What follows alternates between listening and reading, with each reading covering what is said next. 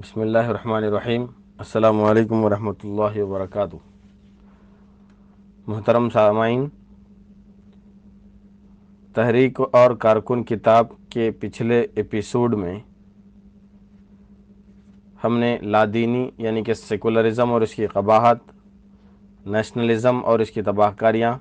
یعنی قوم پرستی، اور مغربی جمہوریت کا فساد، ان تین باتوں کا ہم نے مطالعہ کیا تھا۔ اب اس ایپیسوڈ 3 میں 3 صالح اصول پر مطالعہ کریں گے۔ ان تینوں اصولوں کے جواب میں ہم دوسرے 3 اصول پیش کرتے ہیں اور سب انسانوں کی ضمیر سے اپیل کرتے ہیں کہ انہیں جانچ کر پرکھ کر خود دیکھ لو کہ تمہارا اپنا بھلا اور ساری دنیا کا بھلا ان پاک اصولوں میں ہے یا ان خبیث اصولوں میں۔ پہلا، لادینی کے مقابلے میں خدا کی بندگی و اطاعت یعنی کہ سیکولرزم کے مقابلے میں۔ دوسرا، قوم پرستی یعنی کہ نیشنلزم کے مقابلے میں انسانیت، ہیومینٹی۔ تیسرا، جمہور کی حاکمیت کے مقابلے میں خدا کی حاکمیت اور جمہور کی خلافت۔ خدا پرستی کے معنی۔ پہلے اصول کا مطلب یہ ہے کہ ہم سب اس خدا کو اپنا آقا تسلیم کریں جو ہمارا اور تمام کائنات کا خالق، مالک اور حاکم ہے۔ ہم اس سے آزاد اور بے نیاز بن کر نہیں بلکہ اس کے تابع، فرمان اور اس کے رہنمائی کے پیرو بن کر زندگی بسر کریں۔ ہم صرف اس کی پوجا ہی نہ کریں بلکہ اس کی اطاعت اور بندگی بھی کریں۔ ہم صرف فرداً اپنی پرائیویٹ حیثیت ہی میں اس کے احکام اور ہدایات کے پابند نہ ہوں بلکہ اپنی اجتماعی زندگی کے بھی ہر پہلو میں اسی کے پابند ہوں۔ ہماری معاشرت، ہمارا تمدن، ہماری معیشت، ہمارا نظام تعلیم و تربیت، ہمارے قوانین، ہماری عدالتیں، ہماری حکومت، ہماری صلح و جنگ اور ہمارے بین الاقوامی تعلقات، انٹرنیشنل ریلیشنز، سب کے سب ان اصولوں اور حدوں کے پابند ہوں جو خدا نے مقرر کیے ہیں۔ ہم اپنے دنیاوی معاملات کو طے کرنے میں بالکل آزاد ہوں بلکہ ہماری آزادی ان سرحدوں کے اندر محدود ہو جو خدا کے مقرر کیے ہوئے اصول اور حدود نے کھینچ دی ہیں۔ یہ اصول اور حدود ہر حال میں ہمارے اختیارات سے بالاتر ہیں۔ انسانیت کا مطلب یعنی کہ دوسرے اصول کا مطلب یہ ہے کہ خدا پرستی کی بنیاد پر جو نظام زندگی بنے اس میں قوم، نسل، وطن، رنگ اور زبان کے فرق و امتیاز کی بنا پر کسی قسم کے تعصبات اور خود غرضیاں راہ نہ پائیں۔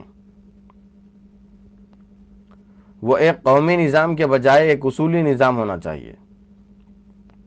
جس کے دروازے ہر اس انسان کے لیے کھلے ہوئے ہوں جو اس کے بنیادی اصولوں کو مان لے، اور جو انسان بھی ان کو مان جائے وہ بغیر کسی امتیاز کے پورے مساویانہ حقوق کے ساتھ اس میں شریک ہو سکے۔ اس نظام میں شہریت یعنی کہ سٹیزن شپ کی بنیاد پیدائش اور نسل و وطن پر نہ رکھی جائے بلکہ صرف اصول پر رکھی جائے۔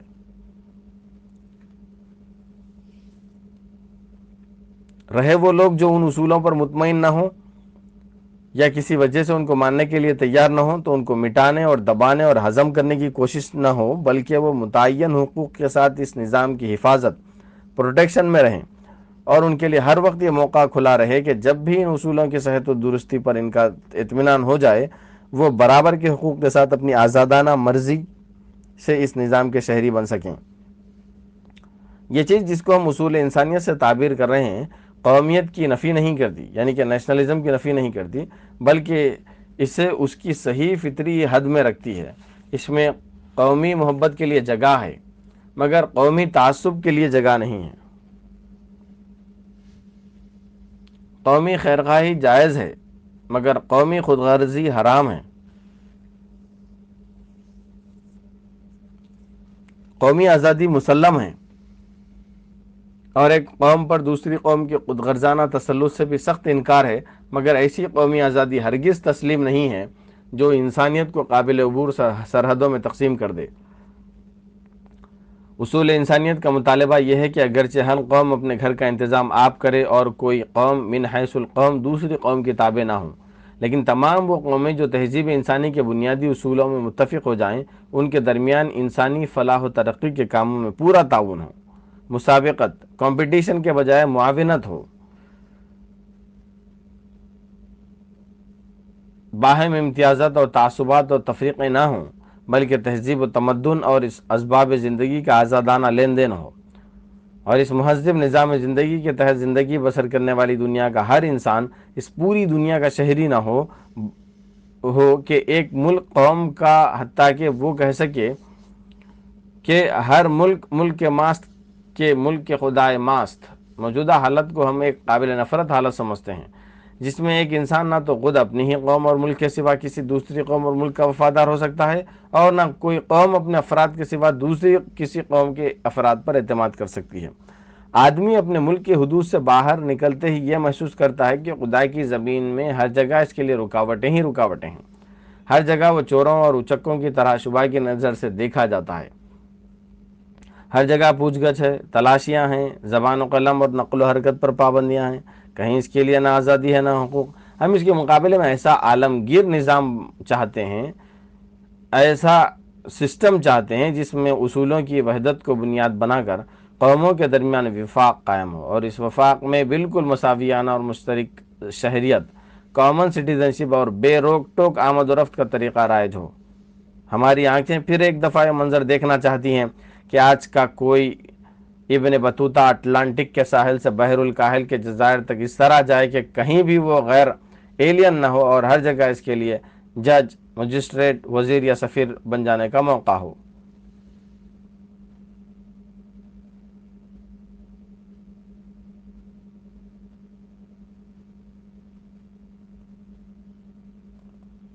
خلافت جمہور کا مفہوم۔ اب تیسرے اصول کو لیجئے۔ ہم جمہوری حاکمیت کے بجائے جمہوری خلافت کے قائل ہیں۔ شخصی بادشاہی، مونارکی، امیروں کے اقتدار اور طبقوں کی اجارہ داری کے ہم بھی اتنے ہی مخالف ہیں جتنا موجودہ زمانے کا کوئی بڑے سے بڑا جمہوریت پرست ہو سکتا ہے۔ اجتماعی زندگی میں تمام لوگوں کے یکساں حقوق، مساویانہ حیثیت اور کھلے مواقع پر بھی ہمیں اتنا ہی اصرار ہے جتنا مغربی جمہوریت کے کسی بڑے سے بڑے حامی کو ہو سکتا ہے۔ ہم بھی اس بات کے قائل ہیں کہ حکومت کا انتظام اور حکمرانوں کا انتخاب تمام باشندوں کی آزادانہ مرضی اور رائے سے ہونا چاہیے۔ ہم بھی اس نظام زندگی کے سخت مخالف ہیں جس میں لوگوں کے لیے اظہار رائے کی آزادی، اجتماع کی آزادی اور صحیح عمل کی آزادی نہ ہو، یا جس میں پیدائش اور نسل اور طبقات کی بنا پر بعض لوگوں کے لیے مخصوص حقوق اور بعض دوسرے لوگوں کے لیے مخصوص رکاوٹیں ہوں۔ یہ امور جو جمہوریت کا اصل جوہر، ایسنس ہے، ان میں ہماری جمہوریت اور مغربی جمہوریت کے درمیان کوئی اختلاف نہیں ہے۔ ان میں سے کوئی چیز بھی ایسی نہیں ہے جو اہل مغرب نے ہمیں سکھائی ہو۔ ہم اس جمہوریت کو اس وقت سے جانتے ہیں اور دنیا کو اس کا بہترین عملی نمونہ دکھا چکے ہیں، جبکہ مغربی جمہوریت پرستوں کی پیدائش میں ابھی سینکڑوں برس کی دیر تھی۔ دراصل ہمیں اس نوخیز جمہوریت سے جس چیز میں اختلاف اور نہایت سخت اختلاف ہے وہ یہ ہے کہ یہ جمہور کے مطلق العنان بادشاہی کا اصول پیش کرتی ہے، اور ہم اس کو حقیقت کے اعتبار سے غلط اور نتائج کے اعتبار سے تباہ کن سمجھتے ہیں۔ حقیقت یہ ہے کہ بادشاہی، سوورنٹی، صرف اس کا حق ہے جس نے لوگوں کو پیدا کیا ہے، جو ان کی پرورش اور بالادگی کا سامان کر رہا ہے، جس کے سہارے پر ان کی اور ساری دنیا کی ہستی قائم ہے، اور جس کے زبردست قانون کی گرفت میں کائنات کی ایک چیز جکڑی ہوئی ہے۔ اس کی واقعی اور حقیقی بادشاہی کے اندر جس بادشاہ کا بھی دعویٰ کیا جائے گا، خواہ ایک شخص اور خاندان کی بادشاہی ہو یا ایک قوم اور اس کے عوام کی، بہرحال وہ غلط فہمی کے سوا کچھ نہ ہوگا، اور اس غلط فہمی کی چوٹ کائنات کے اصل بادشاہ پر نہیں بلکہ اس احمق مدعی پر پڑے گی جس نے اپنی قدر خود نہ پہچانی۔ اس حقیقت کی موجودگی میں صحیح بھی یہی ہے، اور نتائج کے اعتبار سے انسان کی بھلائی بھی اسی میں ہے کہ خدا کو حاکم مان کر انسانی زندگی کا نظام حکومت خلافت و نیابت کے نظریے پر بنایا جائے۔ یہ خلافت بلا شبہ جمہوری ہونی چاہیے۔ جمہور کی رائے ہی سے حکومت کے امیر یا ناظم اعلیٰ کا انتخاب ہونا چاہیے، انہی کی رائے سے اہل شورا منتخب ہونے چاہیے، انہی کے مشورے سے حکومت کے سارے انتظامات چلنے چاہیے، ان کو تنقید و احتساب کا کھلا حق ہونا چاہیے۔ لیکن یہ سب کچھ اس احساس و شعور کے ساتھ ہونا چاہیے کہ ملک کا خدا ہے، ہم مالک نہیں بلکہ نائب ہیں، اور ہمیں اپنے ہر کام کا حساب اصل مالک کو دینا ہے۔ نیز وہ اخلاقی اصول اور وہ قانونی احکام اور حدود اپنی جگہ اٹل ہونے چاہیے جو خدا نے ہماری زندگی کے لیے مقرر کر دیے ہیں۔ ہماری پارلیمنٹ کا اساسی نظریہ یہ ہونا چاہیے، جن امور میں ہمیں ہدایت دی ہے ان میں ہم قانون سازی نہیں کریں گے بلکہ اپنی ضروریات کے لیے خدا کی ہدایت سے تفصیلی قوانین اخذ کریں گے، اور جن امور میں خدا نے ہدایت نہیں دی ہیں ان میں ہم یہ سمجھیں گے کہ خدا نے خود ہی ہم کو آزادی عمل بخشی ہے، اس لیے صرف انہی امور میں ہم باہمی مشورے سے قوانین بنائیں گے، مگر یہ قوانین لازماً اس مجموعی سانچے کی مزاج سے مطابقت رکھنے والے ہوں گے جو خدا کی اصولی ہدایت نے ہمارے لیے بنا دیا ہے۔ پھر یہ ضروری ہے کہ اس پورے نظام تمدن و سیاست کی کارفرمائی اور اس کا انتظام اور ان کے لوگوں کے سپرد ہو جو خدا سے ڈرنے والے،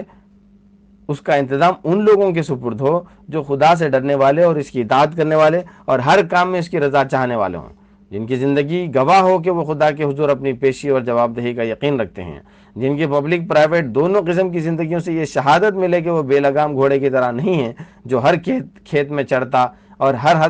حد کو پھاندتا پھرتا ہو، بلکہ ایک الہی ضابطے کی رسی سے بندھے ہوئے ایک خدا پرستی کے کھونٹے سے مربوط ہیں،